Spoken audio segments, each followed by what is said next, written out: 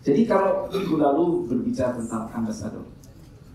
Nah, ambasador kita tahu ambasador seperti saudara sudah tahu sebelumnya itu adalah wakil sebuah negara yang ditempatkan di negara lain. Tujuannya tentunya untuk mempengaruhi sehingga negara tersebut memiliki dampak, memiliki impact di negara tersebut. Nah, kita adalah ambasador atau perwakilan surga ditempatkan di bumi. Tujuannya adalah supaya kita memiliki dampak, memiliki impact, memiliki pengaruh dimanapun kita ditempatkan. Sebetulnya itu desain awal. Nah, saya mau share ada sedikit cerita. Entah benar apa enggak cerita ini, tapi kelihatannya benar. Jadi gini saudara bayangkan seorang ambasador ya, di kantor seorang ambasador itu ada dua telepon, satu berwarna hijau, satu berwarna merah, dua telepon. Nah, sering disebut green line dan red line, warnanya teleponnya hijau dan merah. Ya. Telepon yang hijau itu normal line, ya, green line itu normal. Jadi kalau itu berbunyi, maka si ambasador dia akan angkat dan seperti biasa kalau kita angkat telepon kita akan tanya dari siapa dan seterusnya. Karena itu jalur normal. Tapi jika yang berbunyi yang merah, dia tidak akan mengangkat dan bertanya halo dari siapa. Karena dia tahu yang merah itu jalur khusus. Hanya berbunyi jika yang menelpon adalah negaranya. Kita tahu seorang ambasador diutus oleh kepala negaranya. Apakah itu raja, apakah itu presiden. Jadi dia tahu begitu telepon merah yang bunyi, dia nggak akan tanya halo dari siapa.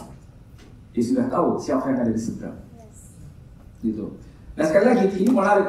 Tapi benar gak ya terus saya nggak tahu. Tapi mungkin benar ya karena saya belum pernah masuk kantor ambasador.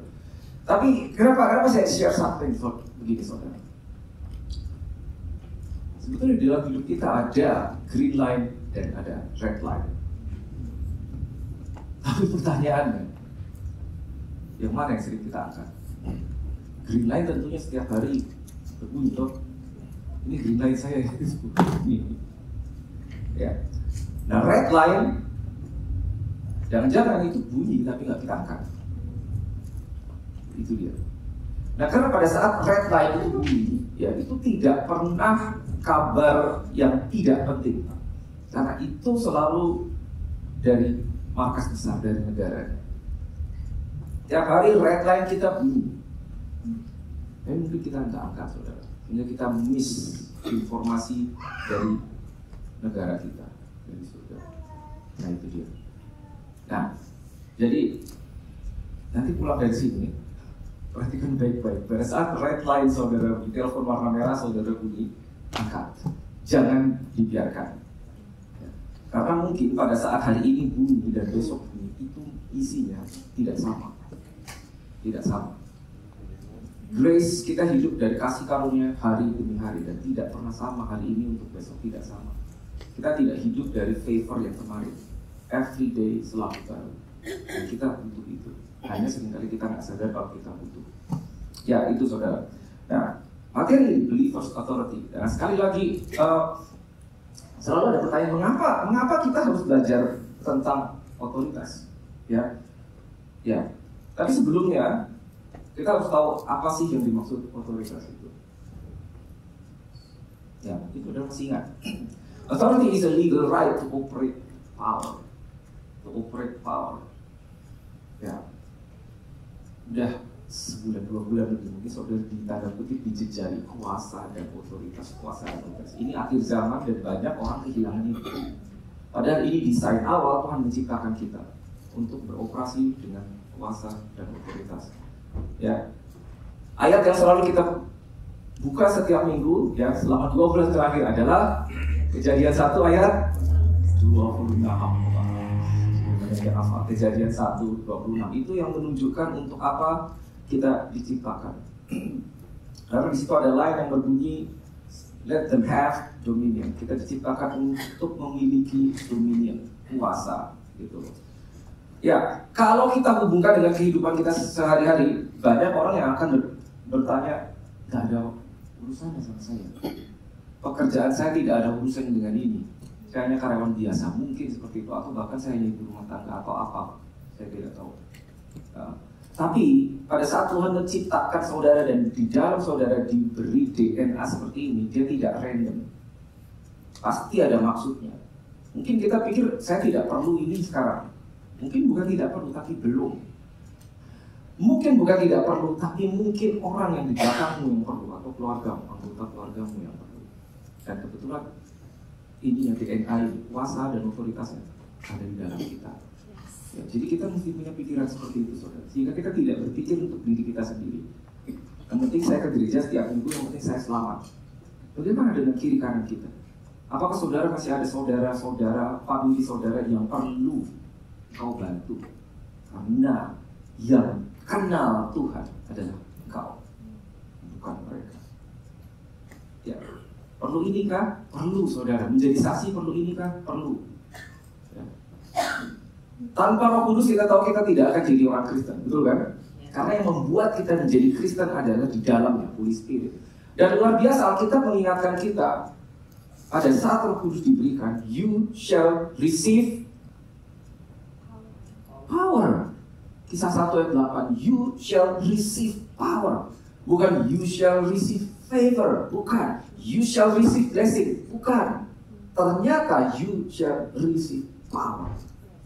Nah, kalau kalimatnya berkata seperti itu, apakah itu random? Saya percaya itu bukan random. Itu memang sengaja diberikan. Jika saudara memiliki Holy Spirit, harusnya akan ada yang namanya kuasa. Gitu. Dan kalimat selanjutnya, setelah you shall receive power, maksudnya setelah engkau jadi orang Kristen, maka engkau akan menjadi saksiku. Kan gitu kan? Kalimatnya gitu kan? Gitu. Berarti bersaksi itu perlu kuasa. Perlu, saudara. Perlu kuasa. Oke, kita lanjut dulu, saudara. Ya, kenapa kita perlu ini? Ya, paling tidak ada empat sebab. Tentunya akan ada banyak alasan yang lain, tapi saya bawa 4. Nah, ini dia. Ya, nomor 1 tadi barusan kita singgung. Karena kita memang diciptakan demikian, Kejadian 1 ayat 26. Sehingga kita harus beroperasi di sini. Nomor 2, karena kita menjadi wakilnya Tuhan, representatif, ambasador, makanya diberi kuasa. Ambasador, saudara tahu itu di backup 100% oleh negara. Dia kemana-mana bahkan nggak bawa senjata, dia tidak angkat telepon, seluruh pasukan bisa bergerak, sama kuasanya seperti presidennya di negaranya. Nomor 3, because we are commissioned to operate like Jesus Christ, karena kita harus beroperasi seperti Kristus, itulah menjadi Kristen. Maka kita perlu ini. Saya tahu ini tidak mudah, ya, makanya saya putar ulang. Karena saya percaya bahwa yang namanya belajar sesuatu itu perlu repetition. Sekali mungkin tidak kena, 2 kali mungkin.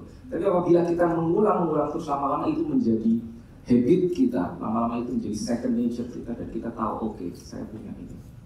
Ya, nomor 4. Karena teritori kita adalah tanggung jawab kita. Nah, ini juga nggak banyak yang tahu. Apa maksudnya teritori? 2 minggu lalu, kalau saudara ingat, teritori saudara, setiap saudara punya teritori. Minimal keluarga saudara. Keluarga saudara itu teritori saudara. Itu adalah tanggung jawab. Apa yang terjadi di keluarga saudara itu adalah tanggung jawab saudara. Apalagi jika saudara adalah seorang ayah.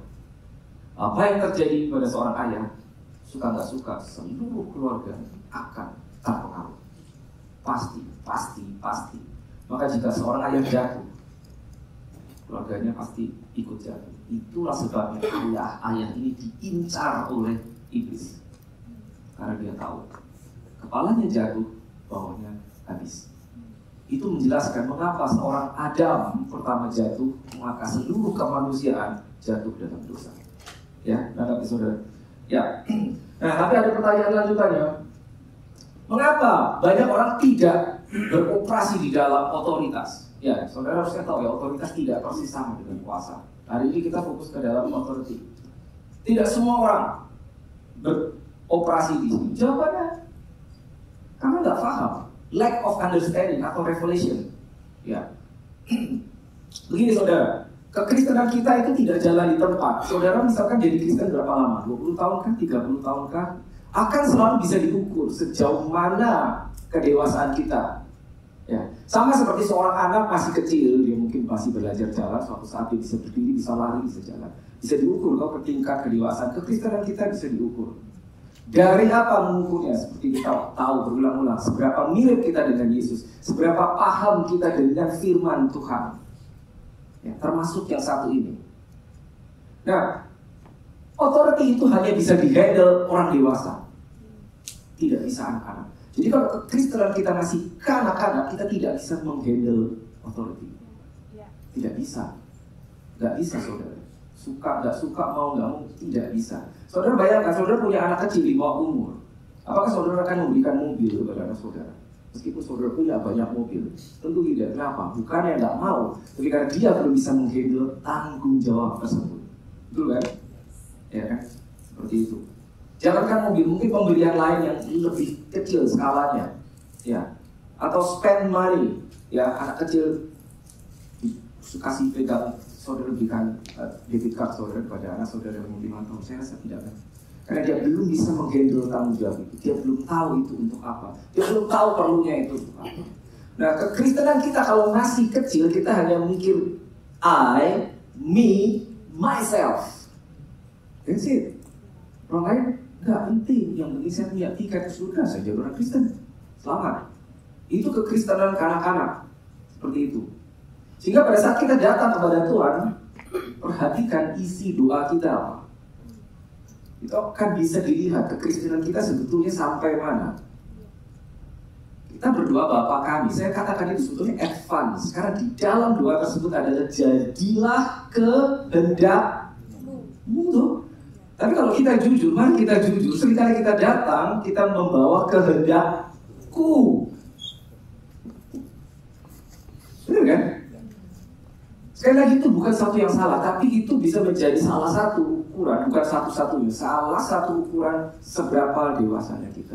Kalau saudara lihat anak kecil, dia punya mainan, ya, dia belum tentu mau share sama temennya, karena it's my toy, punyaku, aku yang punya. Ya, seperti itu, anak kecil itu seperti itu. Saudara ajak anak kecil kemana, sebentar dia udah gelisah minta pulang, udah nggak betah. My, I, myself, itu anak kecil. Dan jangan sampai kekristenan kita seperti itu. Ya, lack of understanding, kita tidak paham. Makanya penting sekali kita bertumbuh di dalam firman. Itulah kenapa kita bikin School of Ministry. Salah satunya itu. Saudara di-equip mengetahui mengapa, apa yang namanya salvation, apa yang namanya sanctification, apa yang namanya justification, ya, apa yang namanya penebusan, apa yang namanya kuasa Roh Kudus di dalam kita, apa bagaimana gitu. Banyak hal saudara yang tidak bisa dengan mudah di-sharekan dari atas mimbar, sehingga saudara harus masuk ke level yang lebih dalam. Ya, saudara akan tahu. Ya, lack of understanding. Ya, kekurangan pengertian akan hal apa? Akan nomor satu ini, lack of understanding akan status atau identitas kita. Ya, ini harusnya sudah merem. Kita harusnya sudah merem akan hal ini kalau saudara ikuti terus. Identitas atau status, ya, betul tidak pasti sama dengan position. Position itu saat ini saya berada di mana. Tapi identitas adalah siapa saya di dalam Tuhan. Itu beda, gitu. Identitas saudara di dalam Tuhan adalah saudara sons, anak-anak sons. Jesus is the son, tapi you are sons, gitu loh. Itu identitas, gitu. Karena kalau itu tidak firm, itu akan diguncang oleh iblis. Diguncang. Dan sekali lagi, kalau identitas status tentang kita sebagai anak, ya, itu tidak kuat, maka kita akan ragu pada saat kita akan beroperasi dengan otoritas. Pasti ragu.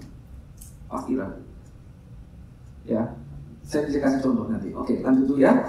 Yang kedua, lack of understanding dalam hal apa? Ini dia. Konsep atau system of the kingdom. Nah, ini harusnya juga sudah merem karena 2 bulan kita udah putar-putar di sini. Kingdom of God adalah system of God. Maksudnya apa? System of God adalah bagaimana cara dia beroperasi. Itu sistem. Sistem itu jika A dilakukan maka hasilnya B. Maka pada saat kita tahu sistem tersebut dan kita ikuti, maka resultnya akan sama. Alkitab berisi pattern. Yesus menunjukkan sistem, begini loh caranya, begini caranya berjalan sebagai, dia kan the Son of God. 100% pada saat itu dia juga the Son of Man, dia menunjukkan begini caranya. Sebenarnya itu sudah ditunjukkan, kita harus ikuti itu. Tapi sekali lagi, pada saat kita tidak memahami konsep yang ajarkan Yesus, maka kita tidak akan mengaksesnya meskipun itu sudah ada di situ. Karena kekurangan understanding. Ya, berikutnya adalah kekurangan pengertian, lack of understanding tentang situasimu. Sekali lagi, ini butuh kedewasaan. Oh, my situation is good. Keluarga saya baik, semuanya baik, karir baik. Sebentar, situasimu itu bukan cuma ini, tapi ini. Bagaimana dengan keluargamu? Bagaimana dengan family-mu? Bagaimana dengan saudara? Are they good? Apakah mereka baik-baik saja?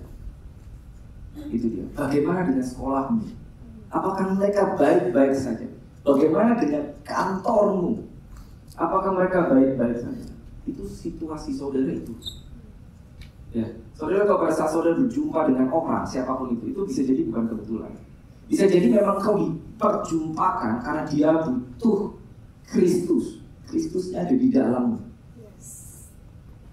Tapi kalau nggak itu lewat saudara. Ya. Jadi lack of understanding tentang situasi kita. Seseorang berada di dalam bahaya kan belum tentu dia tahu bahwa dia bahaya.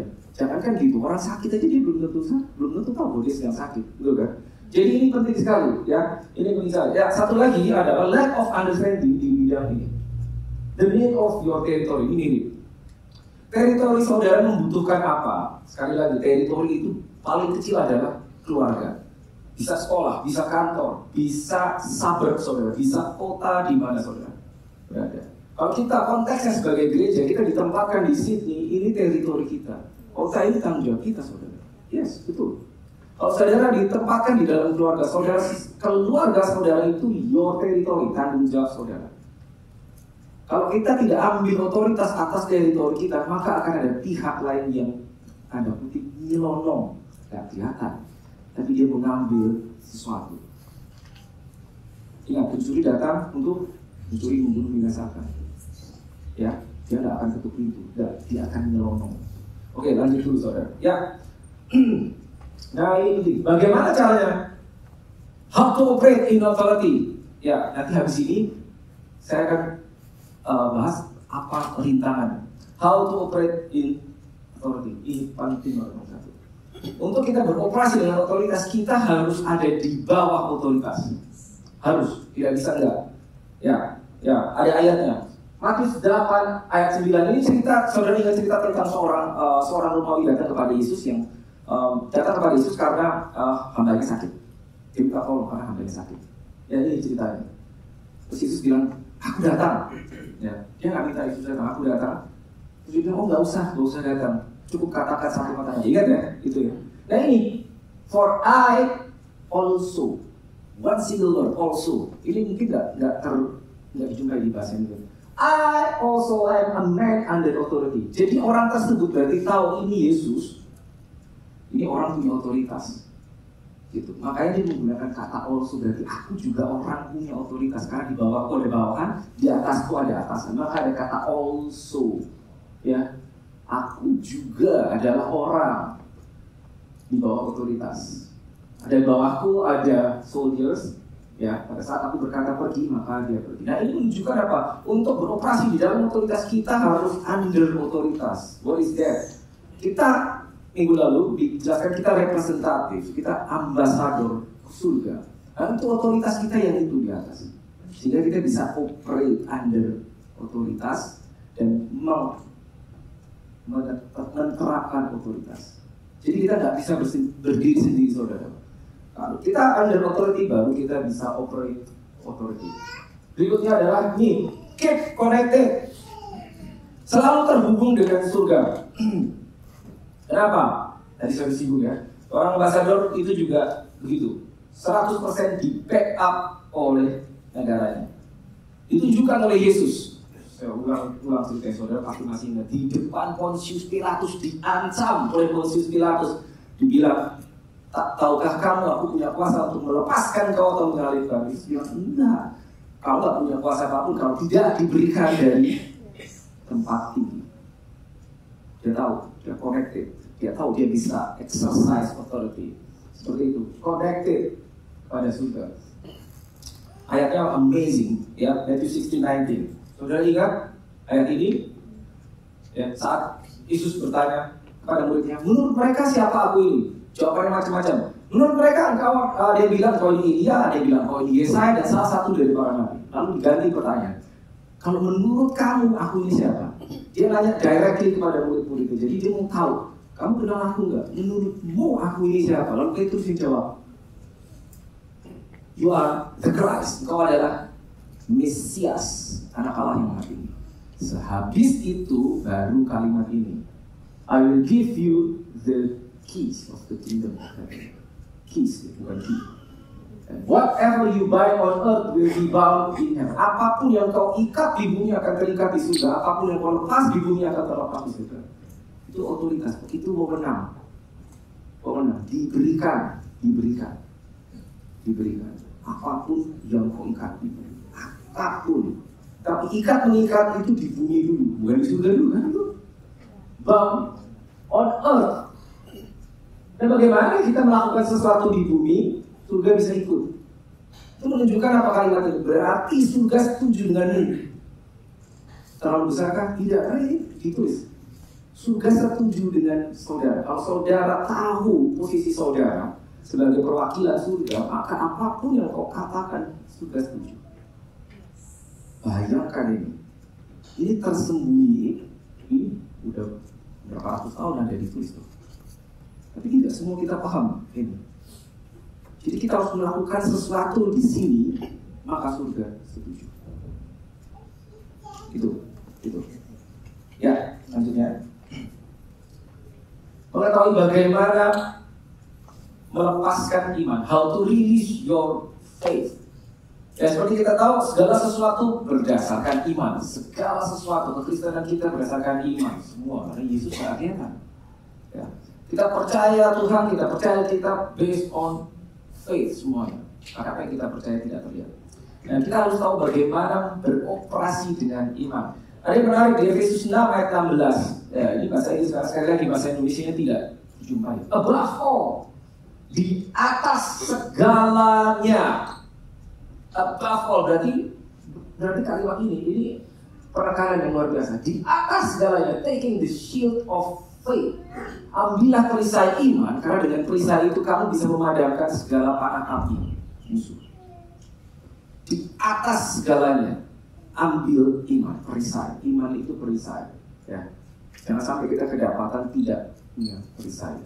Dan satu lagi, 2 Korintus 4:13. Aku percaya sebab itu aku berkata-kata. How to release your faith? Pakai ini saudara. Pakai mulut kita. Pakai mulut kita. Sekali kah? Tidak. 2 kali kah? Tidak. Tiap hari katakan sesuatu.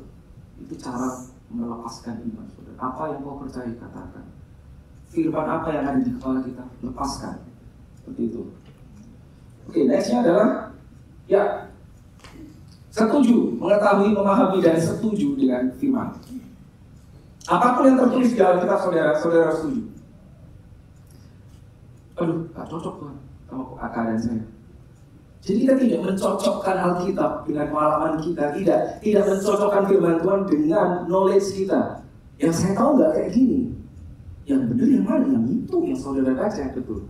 Pengalaman saya kayaknya lalu gini. Saya diajarin begini dulu. Apa yang tertulis saudara harus setuju dengan itu. Baru saudara bisa mengoperasikan apa yang tertulis. Ingat, you have to be under authority. Kalau rajamu berkata A, meskipun pengalaman saya B, saya harus setuju dengan dia. Makanya seorang ambasador tidak akan pernah ketemu ngomong my opinion, menurut pendapat saya, tidak akan pernah ada. Dia akan selalu ngomong my country says. Selalu begitu. Jadi kita tidak bisa mengeluarkan sesuatu yang bertentangan dengan apa yang kita. Jadi setuju 100% baru bisa diaplikasikan. Ya. Terlepas dari pengalaman kita apa. Ya, nah ini dia penghalangnya apa? Banyak, ini sebetulnya satu sesi bisa sendiri. Tapi oke, beberapa aja. Penghalangnya banyak sekali. Nomor 1. Saudara pasti tahu. Nomor 1. Yang paling berpotensi menghalangi kita beroperasi dengan otoritas adalah ignorance, ketidaktahuan. Kurang tahu itu sama parahnya dengan tidak tahu. Mungkin kita bilang, enggak Tuhan, saya cuma kurang tahu. kurang tahu tuh berarti ada bagian tertentu yang kita tidak tahu. Tapi pada saat kita kedapatan di bagian tersebut di mana kita tidak tahu, ya tetap aja berarti nggak tahu. Jadi kurang tahu bisa sama bahayanya dengan tidak tahu. Self-centeredness tadi seperti contohnya anak kecil, dia hanya memikirkan diri sendiri. Kita berdoa, kita angkat doa kita, doain diri sendiri yang ada hubungannya dengan diri sendiri. Ya, lalu comfort zone ini paling populer di setiap negara, kadarnya berbeda-beda. Di Australia beda, di Indonesia beda state juga beda. Ya, comfort zone. Tapi ini bahaya karena comfort zone pada saat manusia comfort, everything is good, maka dia akan stop. Kenapa? Karena sudah good, sudah comfort. Ayo belajar firman. Ayo belajar firman, mengenal firman. Ya udah comfort, ngapain lagi?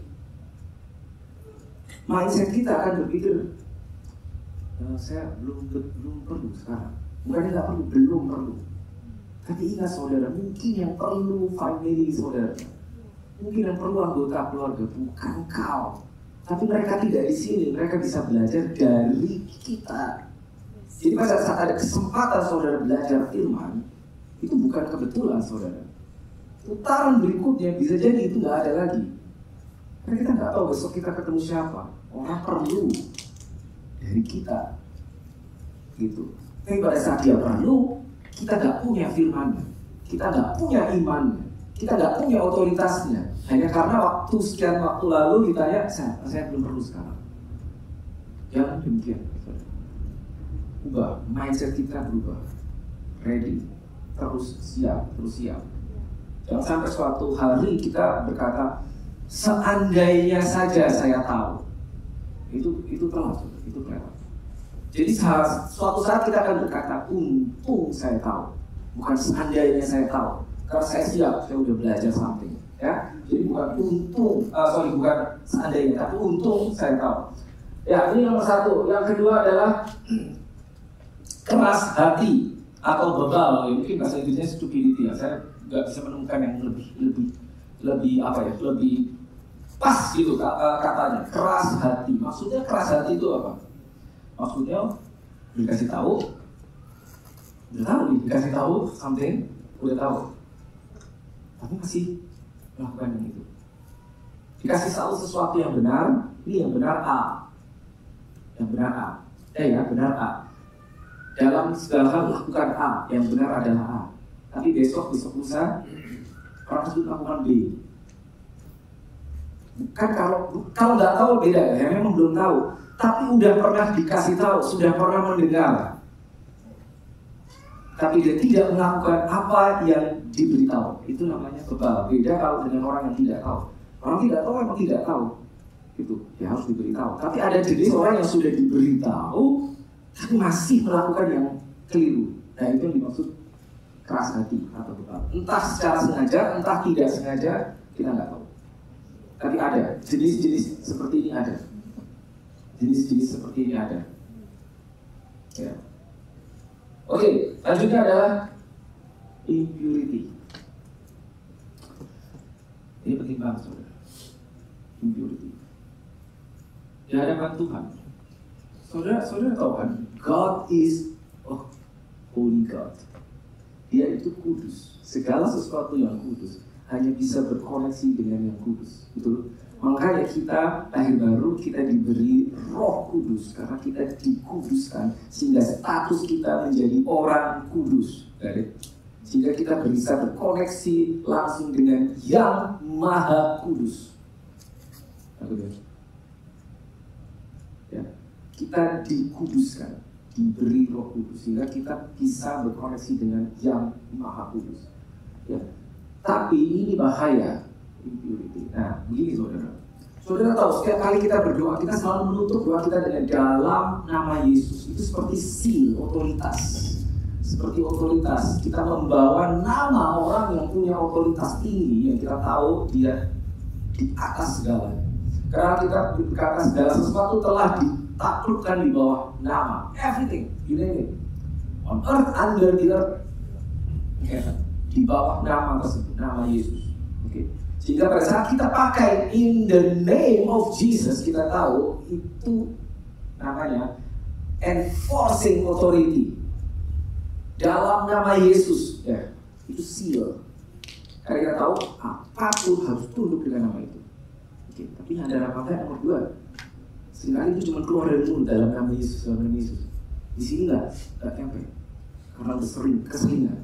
Dan tapi ini, ya, ini bahayanya impurity itu ini. Nah, ini coba kita baca dulu. 2 Timotius 2 ayat 19. Ya, Tuhan mengenal siapa kepunyaannya. Kita lahir baru, berarti kita punya dia. Oke, lalu ini. Dan berapa orang? Everyone. Setiap orang yang menyebut nama Tuhan, hendaklah meninggalkan kejahatan.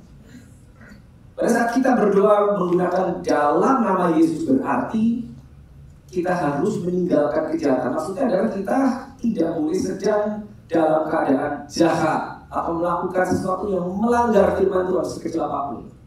Kenapa? Karena pada saat kita sedang berbuat jahat, melanggar firman, dan kita menggunakan nama ini, berarti posisi kita ilegal.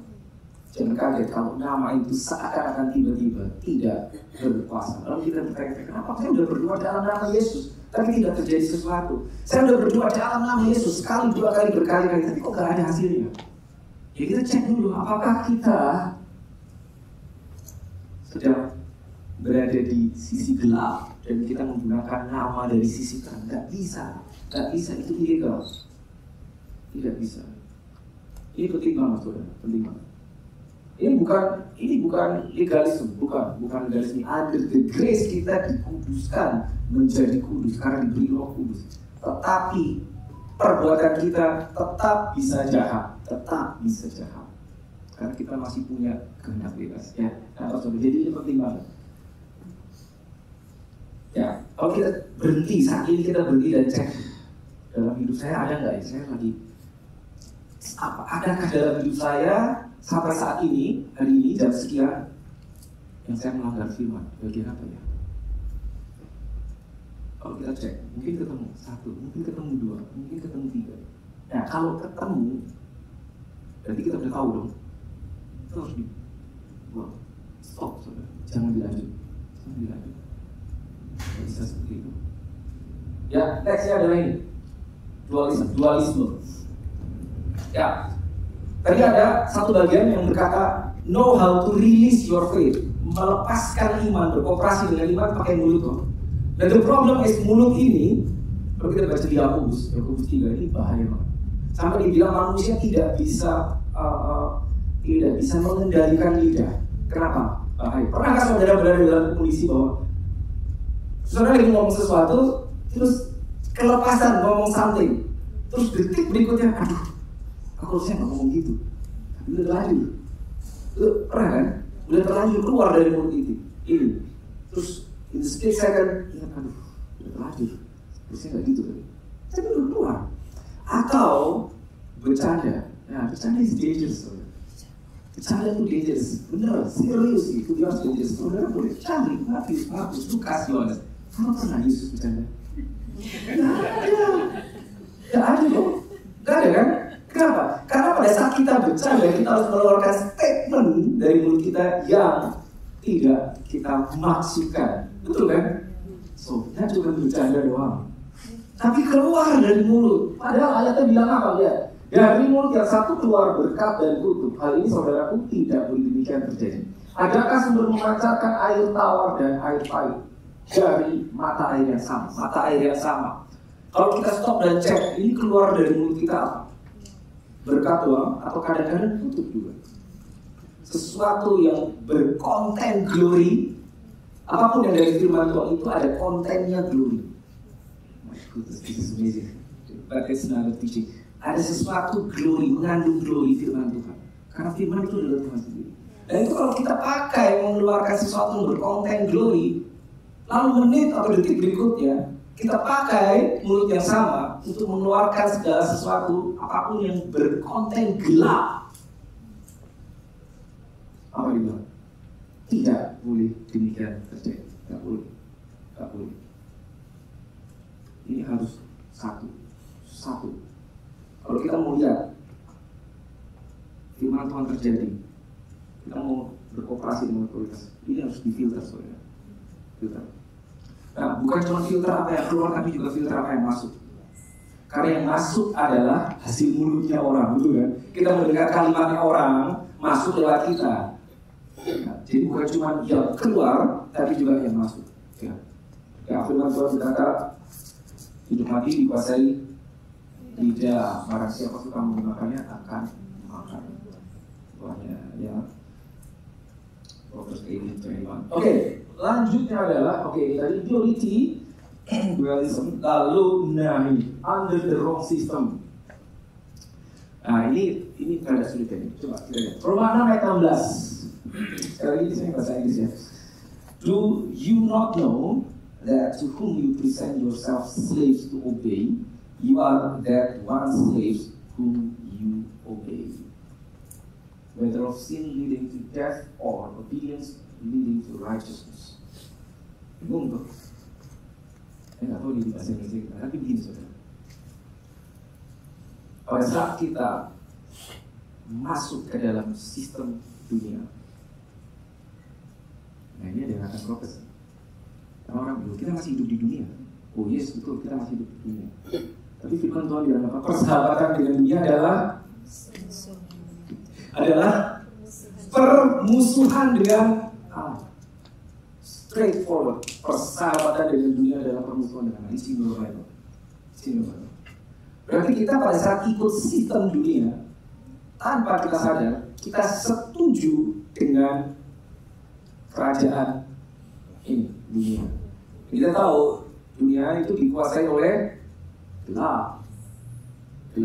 Saudara pasti pernah dengar istilah, oh, orang lain juga melakukannya kok. Atau banyak orang yang melakukannya, kenapa kita nggak boleh? Belum tentu saudara. Pada saat orang lain melakukannya, enggak, dia Kristen juga kok. Wait, bentar dulu. Is that in your Bible? Kalau itu tidak ada di situ, bertentangan, don't do it. Karena pada saat kita melakukannya, berarti kita sedang berada di sistem ini. Berarti at that moment we are in the wrong kingdom. Dan kita mau mengoperasikan sistem the kingdom of God. Gak bisa, ilegal. Kita lagi di gelap, kita mau pakai cara terang. Gak bisa, tidak bisa. Kita harus clear cut. Gak bisa abu-abu, gak bisa sebelah kaki gelap, sebelah kaki terang. Tidak bisa. You want to operate in authority. Jadi ada yang namanya consecration. Ini secara cepat. Saya kasih contoh ya, ini contoh. Jadi untuk tadi ya, kalimatnya, orang lain juga melakukannya, kenapa kita nggak boleh sih? Pada saat saudara sudah jadi orang Kristen, saudara lahir baru dan saudara naik level, ingat ya, kekristenan di levelnya, maka akan ada hal-hal tertentu yang tadinya boleh saudara lakukan, sekarang nggak boleh. Maka ada hal-hal yang tadinya nggak apa-apa menjadi apa-apa. Kenapa? Karena level saudara sudah naik. Anak kecil yang tadi, dia akan ngomong semaunya dia karena dia masih kecil, belum punya kapasitas untuk memahami bagaimana orang lain, belum punya kapasitas untuk melihat dari sisi orang lain. Maka dia berpikirnya I, me, myself. Karena anak kecil. Tapi pada saat dia mulai dewasa, dia nggak boleh lagi begitu kan? Anggap ya. Pada saat kita mulai berjalan tambah dewasa di dalam Tuhan, ada hal-hal tadi yang nggak apa-apa, jadi apa-apa. Kasih contoh di Alkitab ini. Saudara tahu kalau potong rambut itu kan nggak apa-apa, atau di hukum Taurat nggak ada kata dilarang potong rambut, betul? Tidak melanggar. Tapi jika yang melakukannya Simpson, maka itu jadi kekejian begitu. Ya, dia bisa protes sama Tuhan, orang lain boleh potong rambut, kok aku nggak boleh? Karena apa? Karena dia telah diciptakan untuk menghandle glory yang berbeda dengan orang lain. Apa itu? Kekuatan fisik. Maka ada hal tertentu yang orang lain boleh, dia tidak boleh. Samuel ketemu Samuel, tanya, kenapa kamu nggak minum anggur? Oh sorry, aku nggak boleh. Loh, anggur bukannya boleh, semua orang perjamuan kawin aja ada anggur disajikan. Ya oke, tapi aku nggak boleh. Kenapa? Karena dia adalah nazir Tuhan. Saudara nazir Tuhan, seorang yang dipisahkan. Bila apa yang orang lain boleh, dia tidak lagi boleh. Kalau saudara ikut FCBA, pasti saudara tahu yang namanya suku Lewi. Suku Lewi tidak boleh kerja sekuler. Mereka bisa protes, bisa, tapi tidak. Mau nggak mau karena undang-undang kerajaan sudah berkata demikian, ya harus ikut. Gitu. Nah ini yang dimaksud under the wrong system, ya. Jadi under the wrong kingdom. Kita lahir baru harusnya karena kita menerima Roh Kudus, kita ada di sistem kerajaan surga, the kingdom of God, tapi kita berdiri in the wrong kingdom. Dan pada saat itu kita menerapkan sistem yang benar, tidak bisa crash. Ya, itu. Jadi perlu tahu. Satu lagi saudara. Satu lagi adalah yang terakhir ya, bisa dibantu mungkin ya. Ya, jalan berikutnya. Satu poin lagi. Gak ada. Ya udah, oke. Itu bahasa masih sah. Oke, gak apa-apa. Ya, yang terakhir adalah mendua hati atau double mindedness. Double mindedness. Ya, saya bacakan saja Yakobus 1 ayat 6 sampai 8. Double minded atau bahasa Indonesia mendua hati. Ya, saya bacakan ya. Yakobus 1 ayat 6 sampai 8. Hendaklah Yakobus kepada jemaat Tuhan. Hendaklah ia meminta, jadi kalau orang datang kepada Tuhan, Yakobus berkata ini. Hendaklah ia meminta dalam iman, oke? Dan sama sekali jangan bimbang. Hendaklah ia meminta dalam iman dan sama sekali jangan bimbang. Lalu, sebab orang yang bimbang sama dengan gelombang laut yang diumbang-ambingkan kian kemari oleh angin. Oke, nah lalu ada keterangannya. Orang yang demikian janganlah mengira bahwa ia akan menerima sesuatu dari Tuhan. Sebab orang yang mendua hati tidak akan tenang dalam hidupnya. Mendua hati, double minded. Bahasa Inggrisnya kalau sudah bukan di Injil itu dibilang double minded. Ya, mendua hati tidak, bahkan jangan kira kau akan menerima apa. Karena mendua hati. Nah pertanyaan mendua hati itu gimana? Mendua hati itu contohnya salah satu ini. Hari ini kita berapi-api, oke Tuhan aku percaya firman-Mu, ya semua firman amin. Besok saudara ketemu teman, saudara dia ngomong something bad tentang saudara lalu drop, your faith collapse. Tiba-tiba sore semua firman yang didengar hari ini hilang semua. Dari hari ini percaya ya Tuhan aku percaya firman, percaya semua, tiba-tiba besok ragu dan ragu. Itu double minded. Hari ini bisa yes percaya, besok aduh enggak. Bisa terjadi, bisa banget saudara, sangat bisa. Iman kita bisa begini. Ya, saudara ikut KKR berapi-api pulang, tapi sekali lagi pertanyaan apinya bertahan berapa lama? Hari kan, 2 hari kan, seminggu kan, atau setahun sampai KKR berikutnya masih ada apinya? Belum tentu, biasanya udah padam. Satu dan lain hal. Ingat saudara, sebenarnya setelah Rabu Kamis cuma satu, kita berjumpa dengan dunia, kita hidup berkoneksi dengan dunia, orang-orang dunia. Kalau minggu, hanya minggu saja selama 40 menit kita mendengar firman, kita mendengar kehidupan, kita mendengar santai yang berkonten glory, apakah bisa itu bertahan menghadapi Selasa, Rabu, Kamis cuma satu? Sehingga seringkali minggu itu di sini iman kita begitu, go back, Selasa, Rabu, drop, collapse, mendua hati, double minded, kadang percaya, kadang enggak. Ya kita bisa bilang atau ya Tuhan wajar kan, bukan wajar orang kadang percaya kadang enggak. Kalau Alkitab bilang orang yang demikian jangan mengira ia akan menerima sesuatu. It's dangerous. Ya, positif boleh kembali. That's great.